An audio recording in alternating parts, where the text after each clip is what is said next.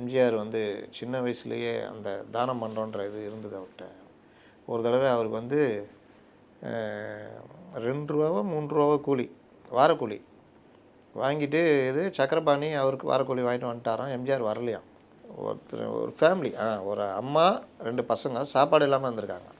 அதை இவர் பார்த்துட்டு அந்த காசை கொடுத்துட்டு எல்லாம் சாப்பாடெலாம் வாங்கி கொடுத்து வழி செலவும் கொடுத்துட்டு பஸ்ஸுக்கான டிக்கெட்டையும் எடுத்து கொடுத்து அப்புறம் ரூ. 3 எல்லாம் பண்ணலாம்ல, எல்லாம் கொடுத்துட்டு இவர் மீதி ரூ. 2 வீட்டுக்கு எடுத்துகிட்டு வந்திருக்காரு. அப்போ அவங்க அம்மாட்ட சொல்லியிருக்காரு, இந்த மாதிரிலாம் நான் பண்ணேன் அப்படின்ட்டு பயந்து போய் தான் சொல்லியிருக்காரு.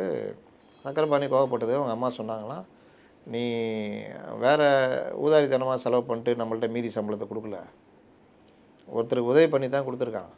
இனிமேல் ராமச்சந்திரன் என்ன பண்ணாலும் வருமானம் இந்த மாதிரி விஷயங்களில் நீ என்றைக்குமே தலையிடாத, கண்காணிக்காத, அவன் எது பண்ணாலும் நல்லது தான் பண்ணுவான்னு. அது கடைசி வரைக்கும் இருந்திருக்கு. ஏன்னா எம்ஜிஆருடைய வரவு செலவு எல்லாமே பார்த்துக்கிட்டவர் சக்கரபாணி. ஆனால் எம்ஜிஆர் எனக்கு என்ன பண்ணிக்கிட்டு இருப்பார். அதிலலாம் அவங்களுக்குள்ள பெரிய விஷயங்கள்லாம் வரல.